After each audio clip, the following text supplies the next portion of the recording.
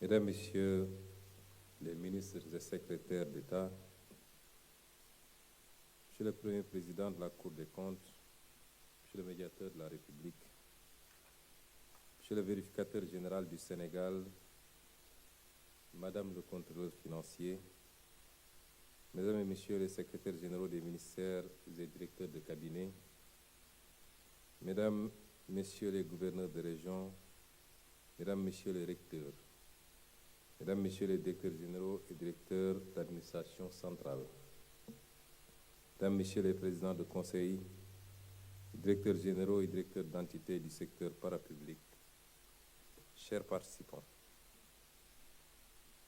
c'est avec une grande fierté et un profond enthousiasme que je préside aujourd'hui, au nom du président de la République, la cérémonie de clôture des travaux de cette conférence de haut niveau consacrée aux administrateurs et managers publics. Cette initiative de haute portée stratégique s'inscrit en droite ligne de la vision du chef de l'État, Son Excellence M. Bassirou Diomaye Diakhar Faye, pour une administration de qualité adossée à la doctrine et au principe de rupture systémique décliné dans sa lettre du 8 avril 2024 adressée aux agents publics. Tout au long de cette fructueuse journée, des messages forts vous ont été délivrés. Les ruptures que nous voulons voir advenir nous demanderont beaucoup d'efforts. Votre rôle sera primordial pour les conduire. Mesdames, Messieurs, lors de ma déclaration de politique générale, j'ai pris l'option d'engager résolument le gouvernement dans une stratégie novatrice permettant à l'administration publique de s'adapter aux mutations de notre temps et de faire face aux défis et enjeux futurs avec détermination, agilité, exemplarité, probité et professionnalisme. Je voudrais profiter de l'occasion qui m'est offerte ici pour réaffirmer avec force que le renouveau du Sénégal passe par une administration publique efficace, capable de déconstruire les mauvais choix, de remettre en cause les enchaînements organisationnels et d'inscrire son action dans une dynamique de performance, le tout dans un cadre institutionnel moderne. La vision Sénégal 2050, le capital humain et la bonne gouvernance, la gouvernance exemplaire, la transparence, la lutte contre la corruption, la reddition des comptes, la gouvernance de proximité, la déconcentration et la décentralisation, l'intérêt général et la culture du service public, le sens des responsabilités, l'appel à candidature, l'organisation de l'État et de ses procédures, la rationalisation des dépenses, les lettres de politique sectorielle, le dialogue de gestion, le management de la qualité, la transformation numérique, la culture de suivi et d'évaluation, la transformation de la fonction publique. Autant de concepts et de terminologies télégraphiquement extirpés de son allocution de ce matin témoignent que le chef de l'État nous a dressé un large panorama des enjeux qui traversent le secteur public sénégalais. Je noterai particulièrement le diagnostic empirique qu'il en a fait en ces termes. Je cite: « Toutefois, au terme de 9 mois d'exercice du pouvoir exécutif, nous avons constaté plusieurs dysfonctionnements majeurs. Premièrement, un État contraint dont les marges de manœuvre budgétaires et financières n'existent quasiment plus. Une administration républicaine, mais manquant de cohérence et demeurant figée dans des schémas hérités de l'histoire coloniale, alors même que nos réalités socio-économiques évoluent rapidement, marquées notamment par la transformation numérique et l'essor de l'intelligence artificielle. Un secteur public hypertrophié, doublonnant souvent l'administration centrale, budgétivore et dont la contribution aux dividendes de l'État reste trop faible. Des services publics complexes et coûteux, peu conviviaux pour les citoyens, les usagers les entreprises et les territoires, limitant l'efficacité des politiques publiques et ternissant l'image de l'État. J'ajouterai à ces constatations du président de la République une prévalence et une persistance nocive des pratiques malsaines de corruption, de détournement et de pratiques voisines. L'absence d'une vision et d'une direction stratégique claire et partagée pour une administration au service du développement et notamment d'un secteur privé productif et conquérant. Il en conclut que dès lors, il est impératif de refonder notre administration pour la rendre plus moderne, plus proche des citoyens et plus efficiente dans ses missions. Mesdames et messieurs, chers participants, face à toutes ces constatations, il est urgent que notre gouvernement et notre administration s'ajustent, d'où la pertinence du thème de ce conclave. Cependant, nous sommes conscients que cette transformation ne sera pas aisée au regard de l'histoire, des habitudes et de leurs conséquences. Notamment, constatons que nos administrations sont en partie décalées par rapport à la société. Et pourtant, nous devrons réaliser cette transformation, la réaliser coûte que coûte, vaille que vaille. C'est ce qu'a indiqué ce matin le président de la République, dont l'allocution peut être perçue comme le discours sur le changement. Permettez-moi à présent de vous livrer celui sur la méthode de ce changement. Mais que devons-nous changer de prime abord? Ce que nous devons changer, c'est un système et accessoirement des structures et des procédures. Un système étant un ensemble complexe d'éléments en interaction. On appellera changement systémique un processus qui favorise le changement structurel de tout un système en se focalisant sur la relation entre ces différentes parties. Un changement systémique vise à s'attaquer aux causes d'un problème et pas seulement à ses effets. Pour l'autorité politique, il y a différentes façons de gouverner et de conduire le changement. J'en citerai deux. Procéder par édiction de normes et de directives en décidant simplement ce qu'il faut faire et en s'en remettant au jugement futur du citoyen électeur. Ou alors, travailler de concert avec les différentes composantes de la société, en délibérant et en négociant les orientations à prendre. Se limiter à une manifestation de l'impérium par l'outil législatif et réglementaire sacrifie tout l'avantage d'être simple et direct à la fragilité des acquis qu'il engendre, souvent immédiatement remise en cause par manque d'inclusion. Privilégier la concertation, par contre, est certes plus complexe, plus studieux, et laisse parfois de côté certains secteurs.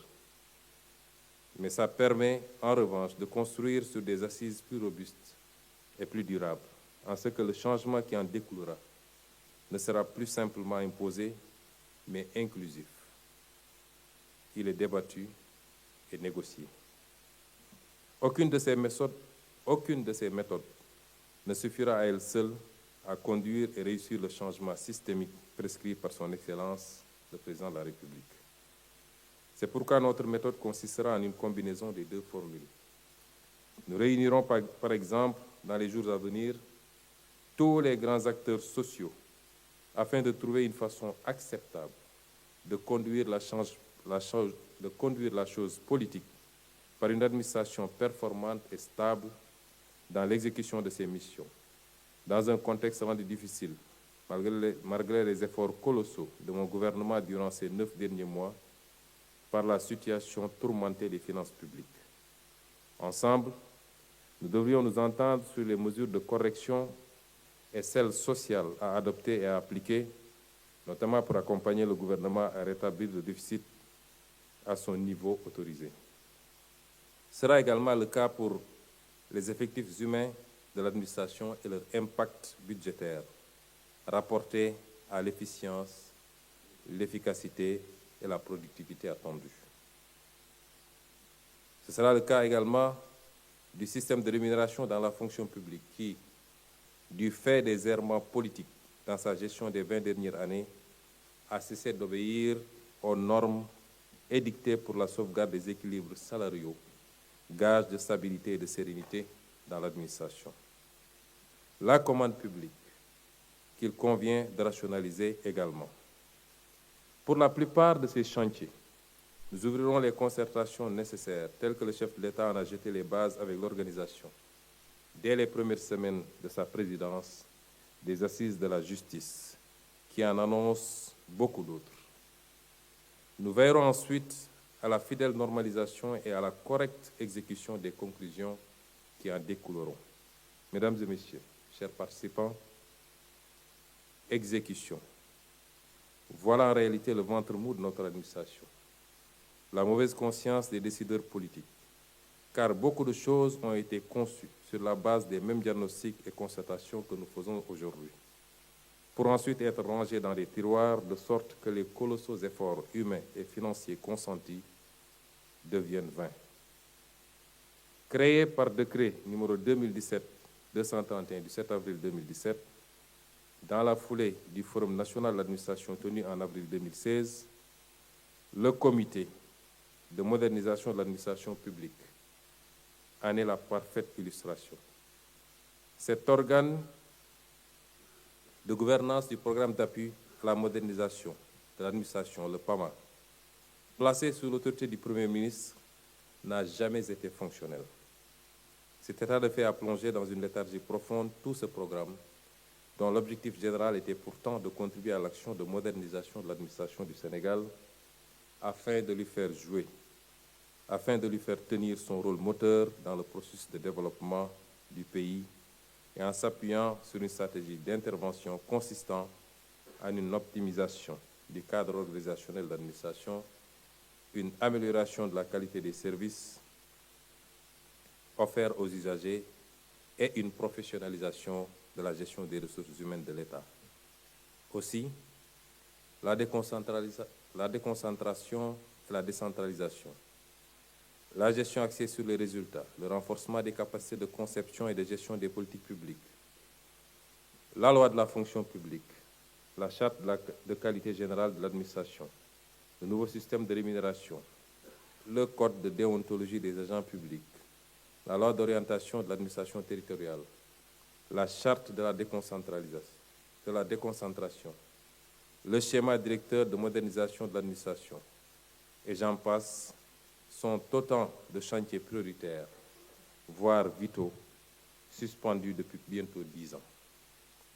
C'est pourquoi nous avons entrepris de relancer ce programme en le restructurant pour l'adapter aux priorités et impératifs du nouveau référentiel des politiques publiques, la vision Sénégal 2050.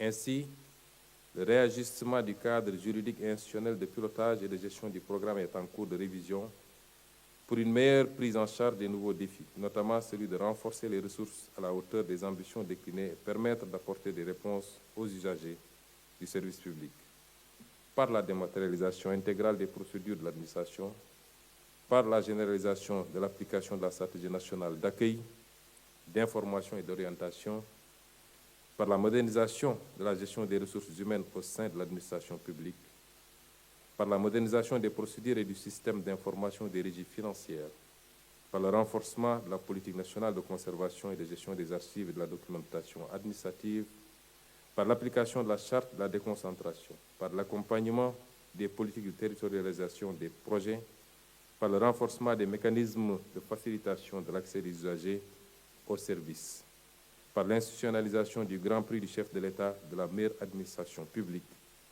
et par la généralisation de l'application de la gestion axée sur le résultat.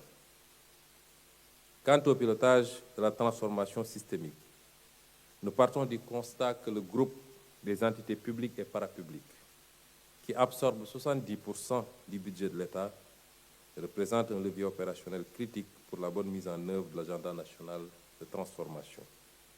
Mesdames, Messieurs, cette importante rencontre devra être donc le premier jalon pour les acteurs publics que vous êtes, d'une bonne appropriation et d'une bonne compréhension de la vision et du master plan, afin que chacun d'entre vous puisse participer activement à sa mise en exécution. Dans ce cadre, chaque structure devra disposer, dans les plus brefs délais, d'un contrat de performance avec des objectifs alignés à la lettre de politique sectorielle de sa tutelle.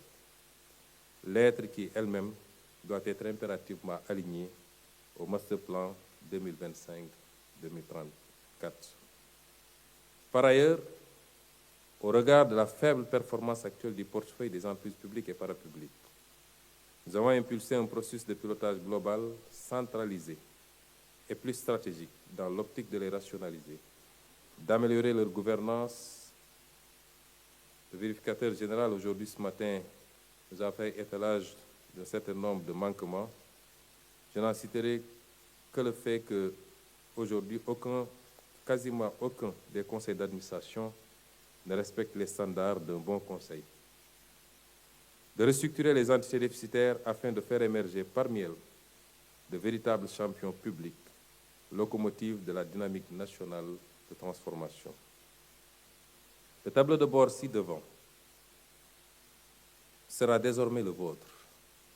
Le changement systémique qu'il ambitionne doit dorénavant être la boussole de votre action.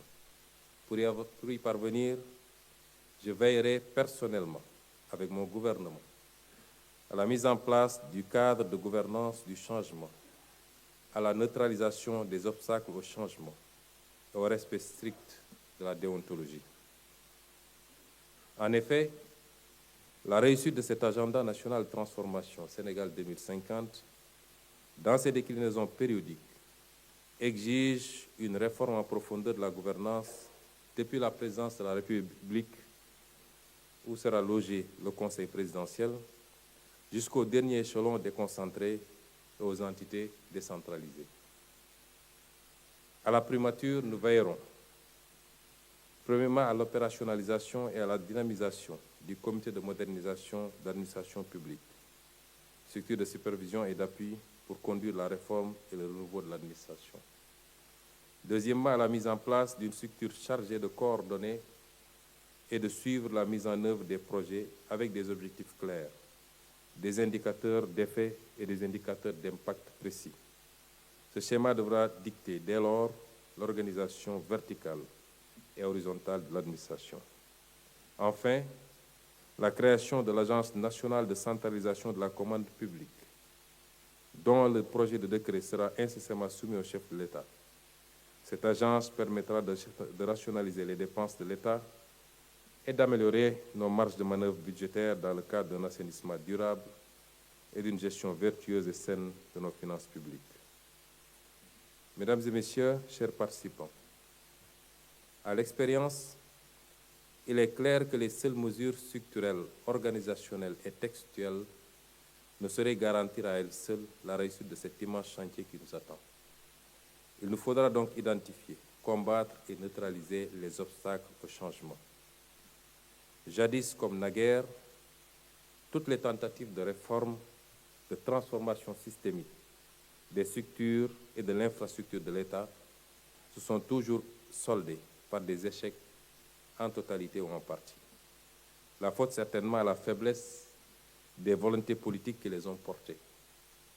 Mais la faute aussi et surtout aux vives réticences au changement, au conservatisme bureaucratique et au lobby de préservation d'intérêts de groupes professionnels ou occultes.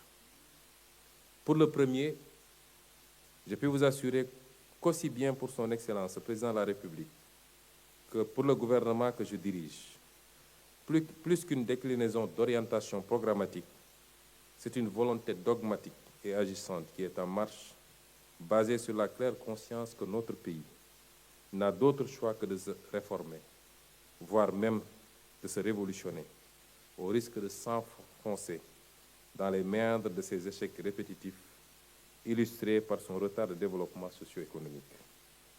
C'est le mandat que les Sénégalais ont donné au chef de l'État, le 24 mars 2024.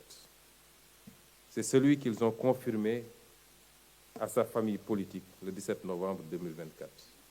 Ce mandat sera honoré. Quant au second, qui vous concerne précisément, mesdames et messieurs les administrateurs et managers, ainsi que les équipes que vous dirigez. Aucune réticence ou entrave à la volonté politique exprimée par le détenteur du suffrage et chef de l'administration ne peut et ne sera tolérée, excepté les cas où il s'agit de s'ériger contre les ordres manifestement illégaux ou de lancer des alertes contre des pratiques en conflit avec la transparence et la déontologie, ce que nous encourageons fortement. Hormis donc ces cas, je m'évertuerai, en tant que chef du gouvernement, à ce que notre administration suive le processus enclenché dans la plus stricte discipline. Le contraire conforterait l'idée, souvent émise, de la présence à côté, et certainement en dessous de l'état apparent, d'un état profond, souterrain, d'une hiérarchie parallèle, informelle, qui détiendrait secrètement le pouvoir décisionnel, survivant aux alternances politiques, se maintenant de façon cohérente et regroupant des représentants d'intérêts d'un establishment.